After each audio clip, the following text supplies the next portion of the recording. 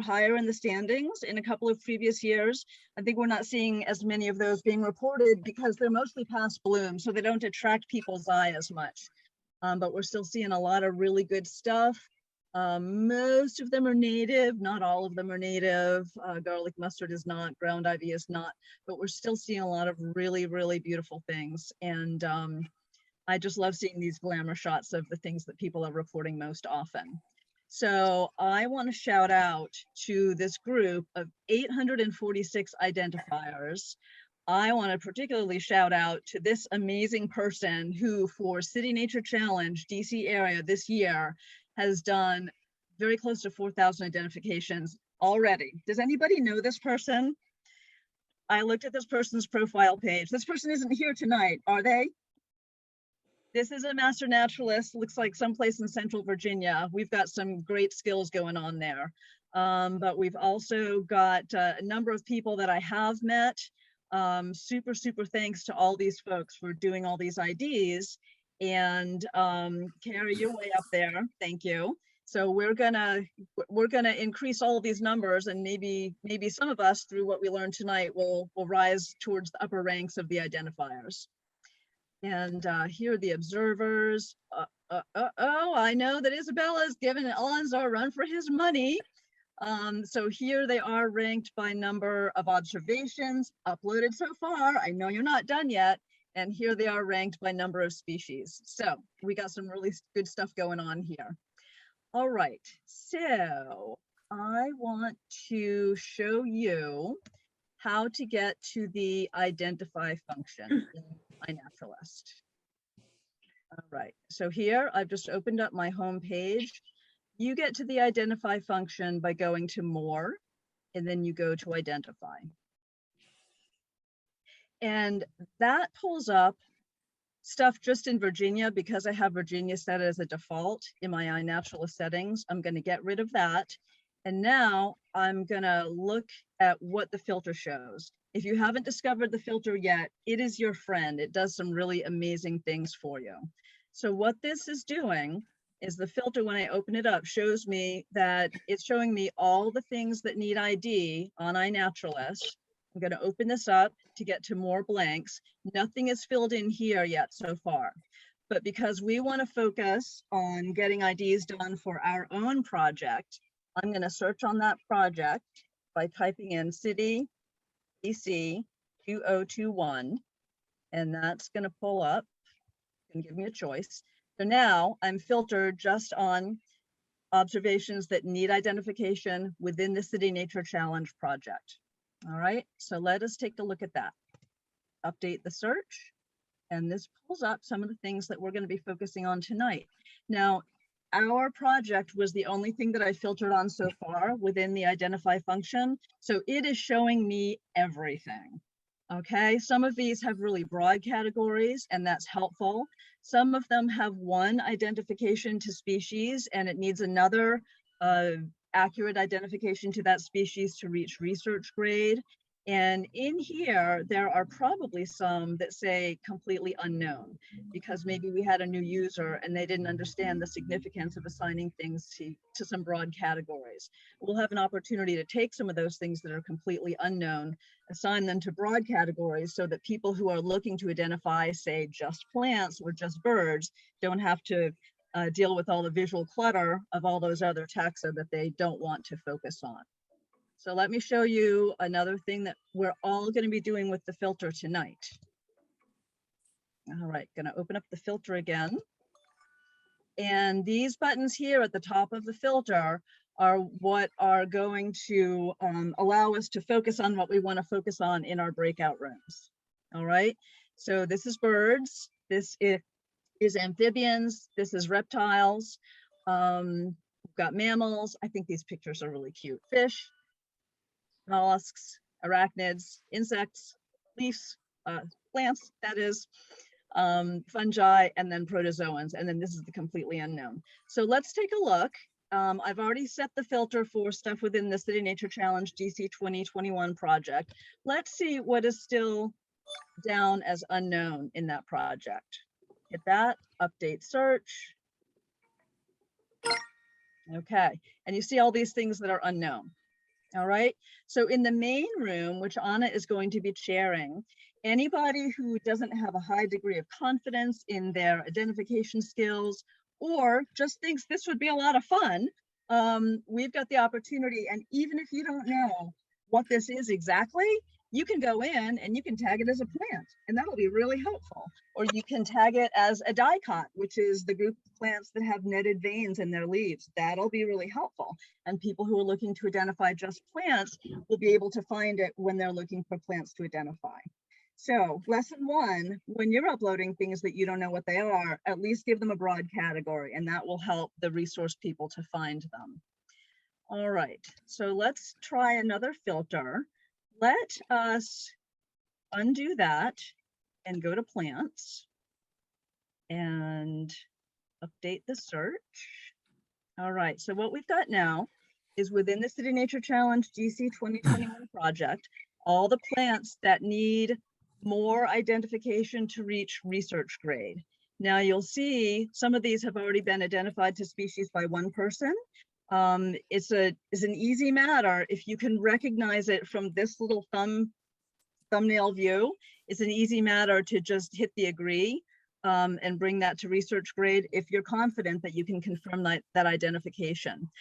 I find looking at all these plants at one time a little bit overwhelming, even though I'm mostly a plant person. So one thing that I like to do is narrow it down a little bit more.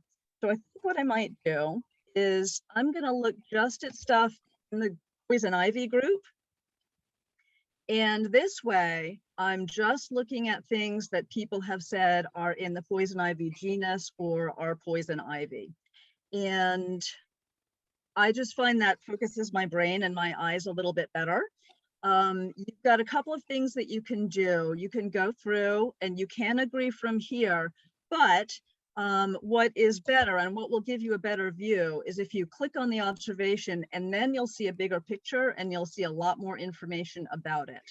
You will be able to see who made the observation. You'll be able to see where it is in the project area. So you can see here it's in Maryland someplace. And one of my favorite things to do is, and I recommend that you play around with this on your own sometime. You'll just be amazed at how much information you can access from here. But I like to look at the suggestions tab, and you will see here, it does some really magical things. So what it opens up to is suggestions that it makes within the genus Toxicodendron. And it's making the suggestions about things that have been reported to iNaturalist within Fairfax County.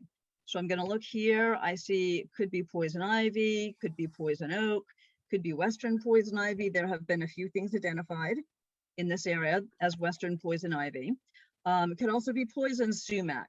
So if I, for some reason, feel like, well, none of these are a good match, I actually feel one of these is a good match, but if I think it didn't look like, if I thought that none of these looked like a good match, I might want to expand the geographic range and look at what we have in all of Virginia. Just a notch up from the county level of organization. Might bring up some more choices, doesn't look like it does. But you can easily compare back and forth. And if you want to know more about any of these species, click on this little tiny, almost invisible, I admit it's very small, little link symbol. And then you get to the page for that species. And you can see when most of the sightings have been made. Something really interesting is going on with poison ivy this time of year. There's a lot of observations. You can look at the map. And what I like to do when I feel like I really need to see a lot of images to understand what this organism looks like is I go to view more. And then that gets me access to all of the pictures on iNaturalist that are identified as this organism. And I think that I have set it as a default so that it's only showing me research grade ones. So I'm not seeing things that might be potentially, I'm less likely to be seeing things that might potentially be misidentified. So when you all are in your breakout rooms, I want to be sure that you know how to get to the identify function and how to use the filter to get to the taxon that your breakout room is about. So I want to see if you have any questions about what I have shown you, admittedly rather quickly, But this is really good stuff for you to know. So I'll take a little pause and ask if there are any questions.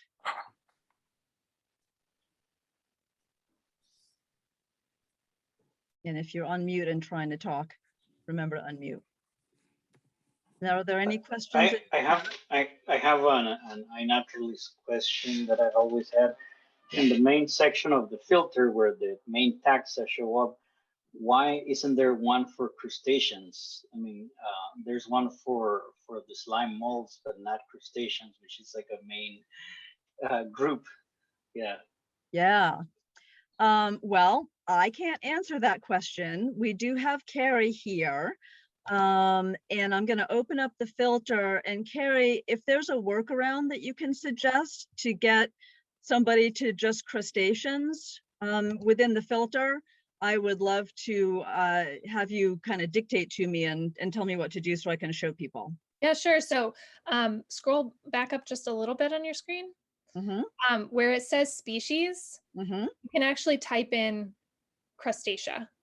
So that is really just a taxon search. It's not restricted to species, so you can search any taxonomic group there. So that's what I would recommend. And if you have a particular interest in identifying crustaceans, I'd even bookmark it with your favorite filters. And the reason we don't have an iconic taxon for crustaceans is really just like a very old legacy decision made over a decade ago, and we haven't ever updated the iconic taxa, we call them. But we encourage you to use these other taxonomic filters. Okay. Thank you. Yeah, thank you. All right. Any other questions about how you all will be using the filter in your breakout rooms? A question, can you do the same thing with galls? Is that something else that you can do? Yeah. Carrie, do you want to share screen or do you want to talk me through how to do it?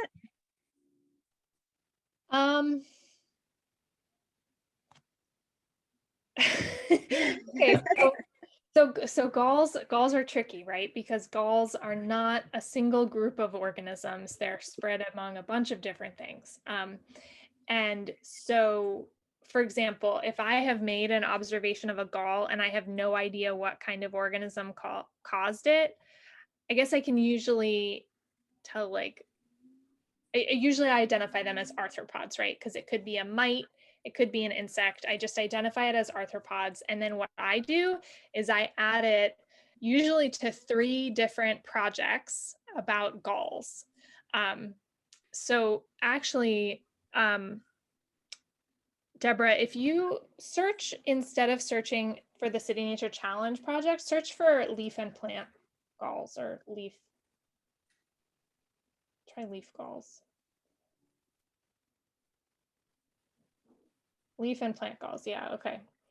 So what you could do is, so this will show you all of the galls that have been, all the gall observations from all over the world that have been added to this project. If you go back into filters, what you could do is then add a place search to search the Washington metropolitan area, which is the boundary that we're using for our City Nature Challenge project. And then you can also add an observation date search. If you go back up a little bit, and you can restrict it to observations searched in the range of April 30th this year to May 3rd. So this is a sort of a little bit more complex workaround to be able to effectively search a project and also the observations from our area during the City Nature Challenge. Yep, it's a few more steps, but you're doing it all within the filter. So that's amazing. It's amazing what the filter can do. All right, so leaf and plant galls, Washington metropolitan area. I put in the date range, update the search. Look at all those galls. There's a lot of them. All right, excellent. So, Carrie, did you add all of your observations to Gulls of North America project as well? Yeah, I probably missed a few, but yeah, usually when I'm adding observations of galls, I add them to leaf and plant galls. I add them to galls of North America and galls of Eastern North America, just Wow. for sort of maximum exposure. Yeah. And then there's also these optional observation fields that are associated with those. And you don't have to enter them, but it really does help, for example, to indicate the host plant if you know it, and even just the genus. For a lot of these, I just entered the genus of the plant that it was on because I didn't necessarily know exactly which hickory it was on. And hickories in particular have a lot of galls. Yep. Yep. Hey, Carrie, this is Anna. Can you, when you have a chance in the chat, put those 3 gall projects in the chat? Yeah, that would be great. Thanks. So I've been amazed at how quickly when I add gall observations to the Galls of North America project, I'm amazed at how quickly somebody comes and gives me what seems to me like a good idea. I don't know. But we've got a couple of folks who look at that pretty regularly and come in and it's just super helpful. And it's just amazing how many different kinds of gall making organisms there are. So, all right, good. Thank you for that question. Any other questions? I have one. Yeah. So my Tammy? particular topic is mammals. And so we often get holes and dirt. And what if we can't tell you what it is? There are lots of observations in here that you just will not know what it is. So is there a way we mark those particular observations? Like, I've reviewed this and there's no way to know what made this hole. Is there something we can do to those particular observations? Right. All right. So that ought to do it. The date range is not going to be a problem. So when we go to the mammals, the mammal observations that need ID, you're right. There are a lot of holes and there's a lot of scat. And so are you saying, should you do something beyond marking it as mammal? Yeah, I mean, it's already marked as mammal because it's in the filter sort, but there's no way to know what mammal made that hole unless. Oh, Tammy, this is Stella. Those are my pictures. well, so maybe Wait, you should come into my group I and you can tell me know. more about the holes. Like, how big are they and what other things have you found around them? Because just like you can't identify a I know plant those necessarily are from a red leaf. burrows. Those are so red burrows. They're down by DuPont Circle. If I could add something, if you're not sure about size or anything like that, one common thing to do is you put a dollar bill next and it gives a perspective as to what the size. That's a common thing when people are asking questions and putting them somewhere, and that may help to give an idea to someone else about what size it might be. So Carrie, I'm going to throw a question to you. When I'm in this function, one of the tabs is data quality, and I've never used this, but I've noticed this, and maybe you can tell us more about how this should be used. This is the place that you would mark something as captive or cultivated. If I thought that for some reason this was cultivated, I would hit thumbs down for it's wild. But here, I've noticed many times this question, based on the evidence, can the community taxon still be confirmed or improved? Yes, or the other choice is no, it's as good as it can be. Can you give us some insights as to when and how we ought to use this? Definitely. This is exactly the circumstance where you should use it. So if you've got an observation, it needs to have at least 2 identifications for this to work, really. But let's say you have something that can't be identified past mammals or can't be identified past ratus. You don't know which species of rat made the hole. And let's say it's identified as ratus, you agree that it's ratus, then you can check this box that says no, it's as good as it can be. And what that will do is it will move the observation either to research grade, if the research grade at genus, for example, if it is at, I think, family or finer.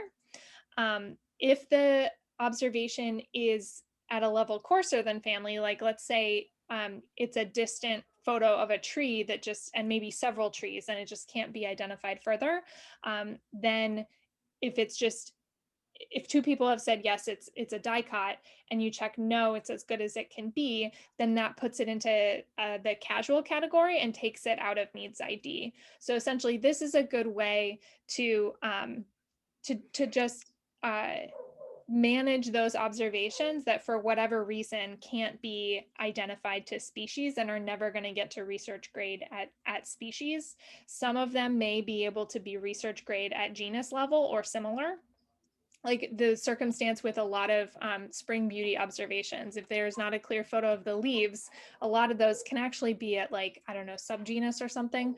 But this is something we may want to do with some of those observations that just aren't going to get all the way to species. May I ask a follow-up question with this scandalous observation here? So I know these are, well, I'm 99.5% sure that there's a whole rat community that lives underneath this little patch of park near DuPont Circle. What's the best I can do for IDing it, Tammy and Carrie, within iNaturalist? Notes are great. Like you could say, this is in a urban park. I suspect there are, and then of course like Alonzo was saying, the scale of the hole helps. If there's Okay. any debris around it, especially if you're talking like the difference between a fox and a groundhog, what's outside of the hole makes a huge, difference to what you're going to see. But notes really do help. Okay. So it's like the difference between a crayfish chimney and a cicada chimney, they're very similar. Like, so unless you know this is next to water and the scale is larger, you might mistake the one for the other. So the context helps, I think. Great, thank you. Yep. So the comments field is really, really helpful. So I had one that it could have been a fossil that came out of the cliff, or it could have been a modern shell. And I said in the comment, I wasn't completely sure, but I did notice that it was very firm and hard, and it was extremely detailed. So that's why I thought that it was the modern Atlantic-based scallop rather than one of the fossils that falls out of the cliffs in Culver County. So it can provide some further evidence or context or justification for whatever you're claiming the species is, or the observation is. Good questions, thank you. Okay, well, let me talk a little bit about the breakout rooms. So I have shown you the different buttons in the filter that you'll use when you're in your breakout room to focus on the taxa of interest. There are a couple of different approaches that people can take when they find themselves in the breakout room of their choice. If you find that you're the only person there, you are welcome to leave the breakout room and come back to the main room and join a different breakout room, because being in a breakout room on Zoom all by yourself sounds a little bit lonely. You could do that on your own after the Zoom is over. So one approach that you could take is you can decide one person who's going to share their screen and do what I have been doing, which is get into the identification function and use the filter to get to that taxon. And you can share your screen within the breakout room. When you're in the breakout room, you will, if one person's going to share their screen, you bring your mouse towards you bring your cursor towards the bottom of the screen and a bar will come up, and there's a green share screen icon in the middle of that. So if one person wants to share their screen and show their screen to everybody, and everybody can discuss the stuff that you're looking at and work together on IDs, that's one approach. Another approach is kind of more of a study hall approach. Everybody can minimize Zoom, get onto iNaturalist themselves, get into the identify function, use the filter to get onto the taxon that y'all are concentrating on, and work independently. If anybody gets stuck or wants to share their screen with the other people in that breakout room, then they share their screen. So I'm not going to dictate either one approach or the other, and there are probably various approaches in between. I'm going to leave it to all of you once you find yourselves in your breakout room to decide on the approach that you want to take. Okay? Deborah, should we pick a time to close the rooms and come back? Yes, let us close the rooms and come back at 8:15 at the latest. So the main room is going to be the unknown. If you want to take a step out of your breakout room and look at stuff big picture, you can join Anna in the main room, where we're going to be finding broad categories to stuff that's just down as unknown right now. All right. And the breakout rooms, you will see them in a moment. Anna's going to open them up, and you should see the names of the breakout rooms listed, and you can just say join. Okay, I'm gonna open the breakout rooms.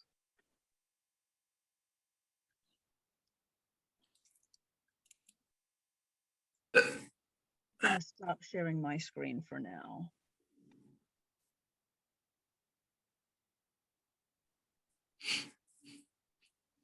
A question as far as where you might want me to go at this particular junction?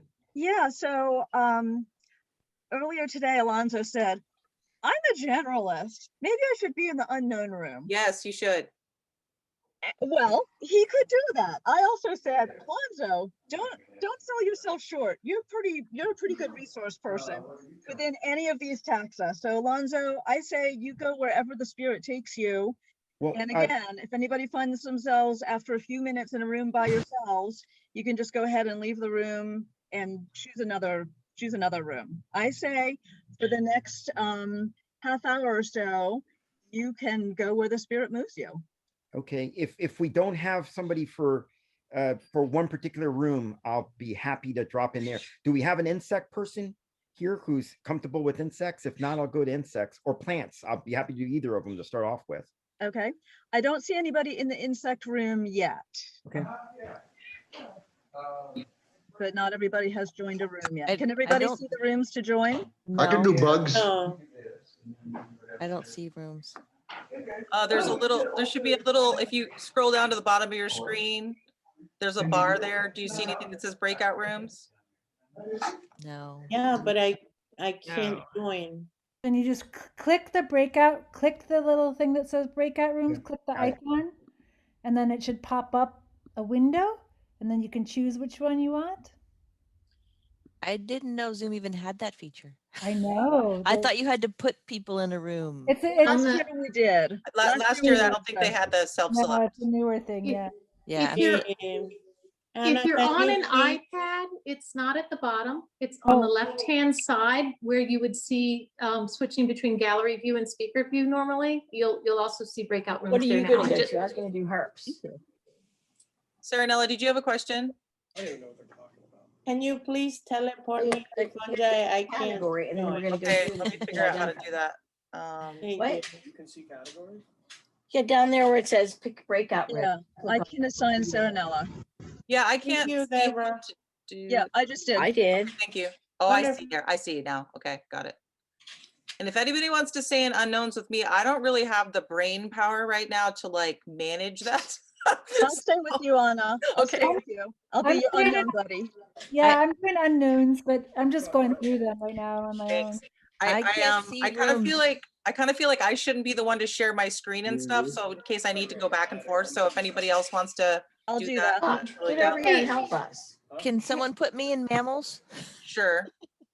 I can't find the breakout rooms. Okay, there you go. Hey, Thank Anna, you.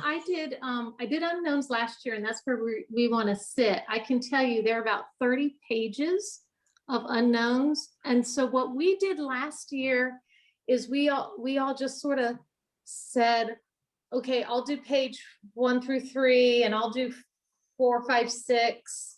And we all just, we sort of chatted while we individually did the pages, because you will see, I mean, a lot of them it's plants, right? And you might know what kind of plant, or you can just get it down to plants. So I'm not sure for the unknowns that sharing and having big discussion is Got it. efficient. Got it. I would love to know what the count is of the unknowns before we start.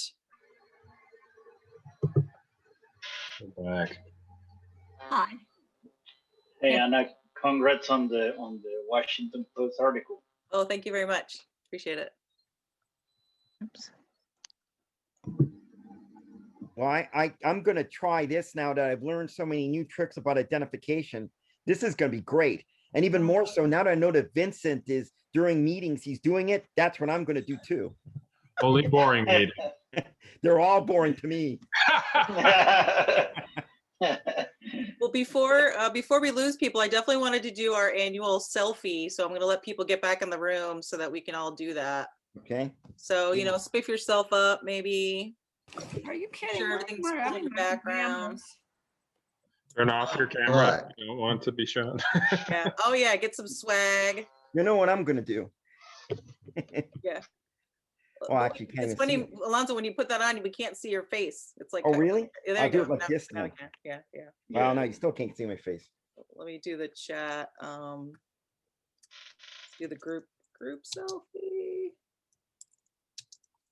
So how many more participants do you think there were this year compared to last year? Because we were really I really pushed it on I social actually have media. a slide for that. I pulled up a slide for that. Hold on for a second. That'd be interesting. Let me share my screen. We have to leave the breakout rooms now. Whoops. Okay. Come on, that was too short. Thank you. That was very short. Too short, right? Short but fun. Is everybody seeing my screen? No. How do we, wait, where is it? Sorry. Let's see. Present. I see it. Okay, so these were the numbers last year. So in terms of observers, we were at 1531. Do y'all see that? Yeah. Can't see a thing. You can't see my screen? Yep, No, I don't know what's going on. see it. Oh, how we did in 2020, is that it? Yeah. Yes. Yeah, so that's I got it. Okay, we're back. These are the numbers showing how we did for the actual 4 days of the City Nature Challenge, and then also because we designated it the month. So you notice, for the whole month, this is how we did. We did really well. And then I just did a screenshot before we started of where we are now. So we're at 1900 observers, so we're definitely more than last year. Let's see, observations, we were 37 now. Let's see where we were last year. We were at 27, so 10,000 more observations this year, you guys. And we haven't even, all, like, I haven't uploaded any yet. So, I mean, I know there's a lot of people that haven't uploaded it yet. So I think we'll, How about species in 2020? okay, species, let's see. So we're at 2,700 now. So we've gone over species too. So we're at 2,400 last year. And then identifiers, we are 831 last year and more identifiers this year too. So we pretty much upped everything. So that's fantastic. Yeah, it's definitely a growing community. Yeah, super. Can I just comment on species, Anna? Sure. I think it's possible that the number of species that we have right now is actually going to go down as we by correcting misidentifications. Like I think if you look at last year's project, there are fewer species now than there were when we did the snapshot of it a year ago, because of those misidentifications. So don't be discouraged. That's a good thing. But hopefully this year we have had overall fewer misidentifications because we, as much as we could, stopped suggesting geographically inappropriate species. So we did the iNaturalist apps and website did a better job of incorporating location information in those suggestions, and by default it was removing things that weren't found nearby. Got it. Thank you so much. I'm going to stop sharing my screen. So is everybody ready for our groups, or Deborah, does anybody want to have any closing thoughts before we do our group selfie?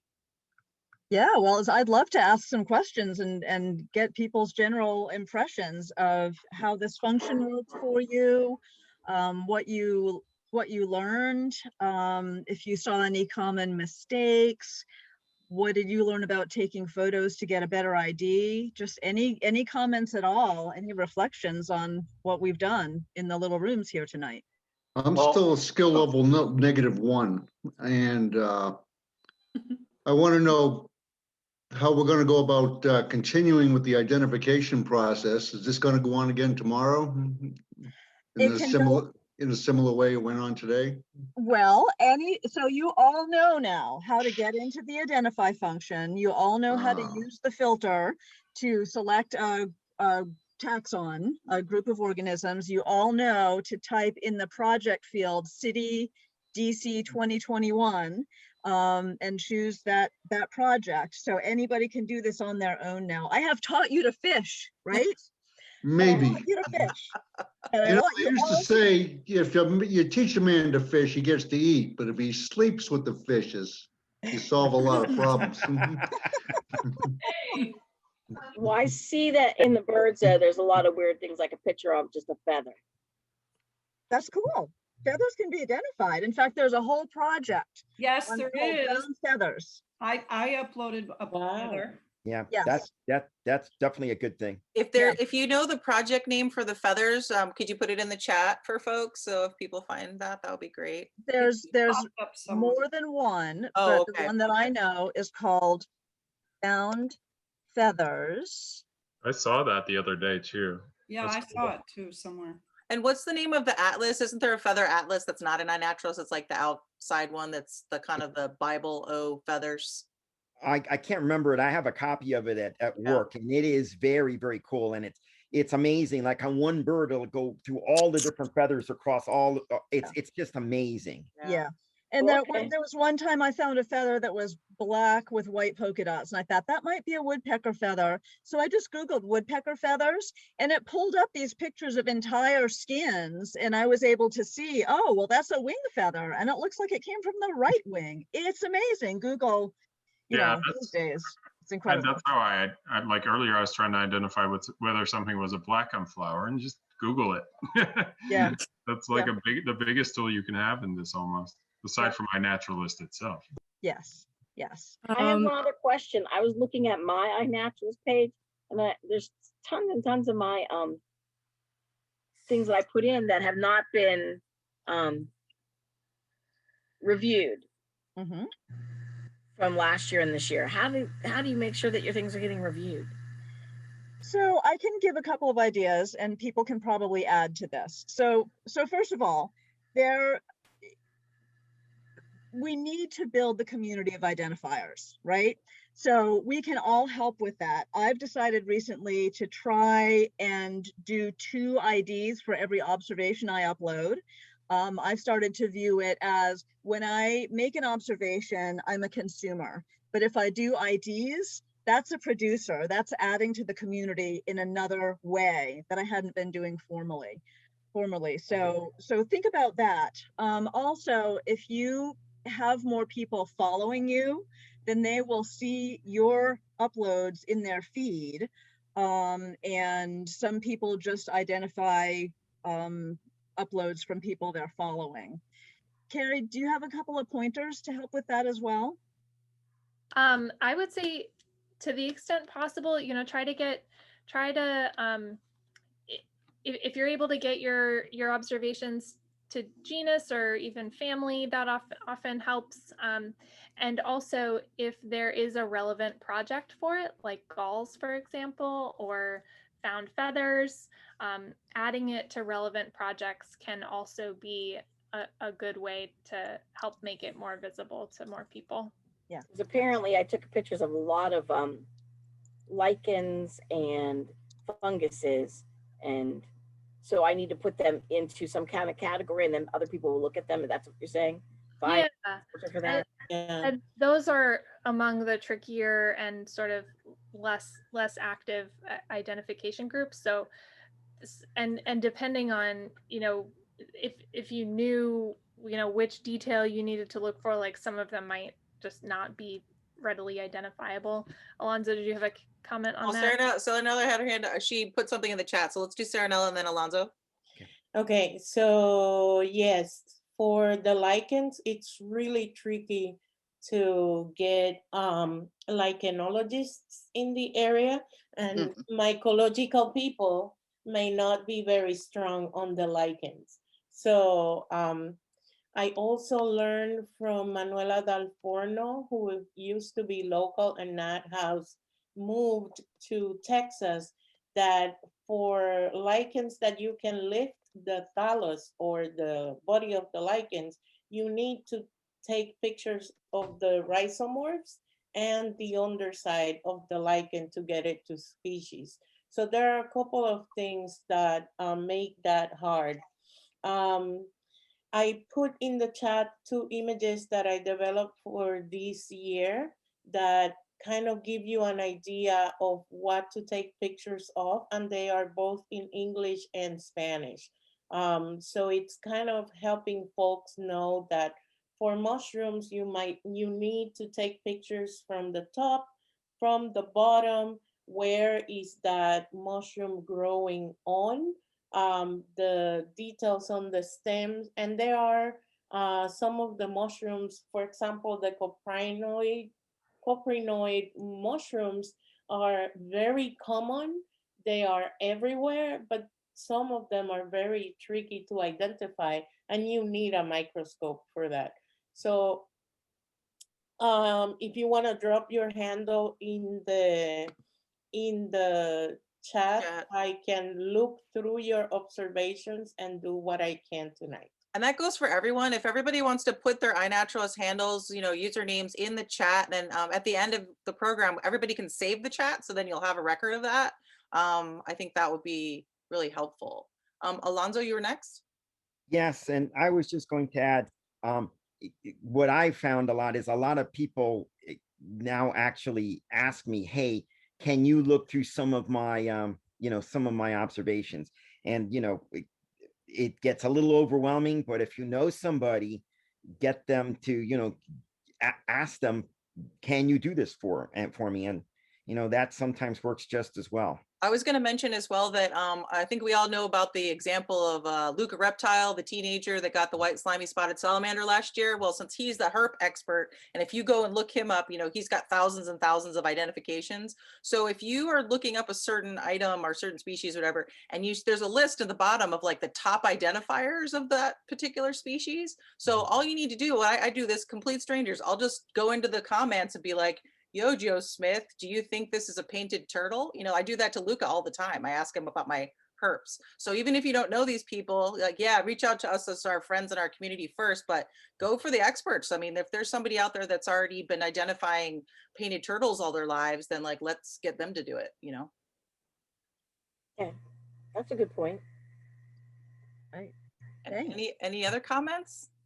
Are you jazzed? Like I guess Carrie, usually there's our little pie chart, right? That shows the research grade and I didn't actually take a look at that beforehand.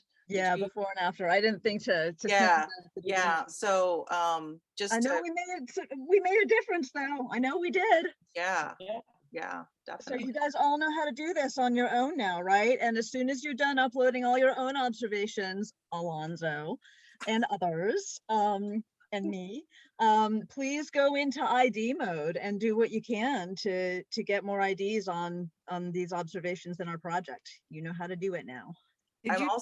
Did you take the picture already? I didn't. I'll do that now. I'm just going to put it in the chat. We need to get back in the picture. We lost some people head out. I'm putting in the chat our nomination form to share your City Nature Challenge stories. So that's a way where we want to have things to celebrate for our celebration on May 10th. And so if there's a certain observation that you're totally jazzed about, really excited about, like I have an exceptional observation of a water snake having a spa day that I can't wait to share with everyone. So it would really be cool if you guys could do that and, share your, you just need to share a link, and tell us a story about it. So that would be great. Okay, so I'm gonna take a picture. So if anybody wants to be in the picture, I'm gonna just do a screenshot and let's do one. So if you wave, just don't go like this because it'll be fuzzy. You have to like pretend we're static, okay? And no, okay, there we go. All right, so we're smiling. Matt was there. We're smiling. Anybody else? Is Naturalist? Is that Felpert? There you are. Okay, Stella, are you coming on? Come on, Stella. You have to be on here too. Everyone's got their hands up. All right, maybe I'll have to Photoshop Stella in. Okay, everybody smile. I can't do it because I don't have 5 hands. 1, 2, 3. Oh, so many chins. Okay, 1, 2, 3. Okay, one more. Okay, we got it. Cool. Thanks, guys. Thank you. Cool. Well, this was fun, folks. And I'll tell you one thing. I have been very lax about identifying things in the past, and now I don't have much excuses of why not to do it. So great. No excuse. Otherwise, we're going to put them on your page, Alonso. Alonso, so many naturalists together in one place. Alonso, I think you should compete for highest number of identifications now. Right. We'll see. We will see. So please mark your calendars again for May 10th, everybody. And we've been sending out that email with the link and everything. I think you all have probably received it. If you're on the distribution group, we'll send it out again just to remind people. Same time, it's Monday night at 7 o'clock. And we just want to be How able do to you share make fun. sure you're on the distribution group? What's that? How do you make sure you're in the distribution group? Go ahead and put your, can you email me your information and we can check that for you. If you can direct, what do you call it? Direct chat me, Anna, there. Direct chat you? Yeah. Oh, there. Actually, Carrie just put the group link in the chat. So go ahead and click on that and you should be fine to join it if you're not.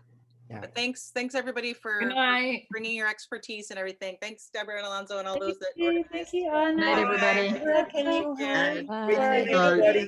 Bye, everybody. It's been fun. Yep.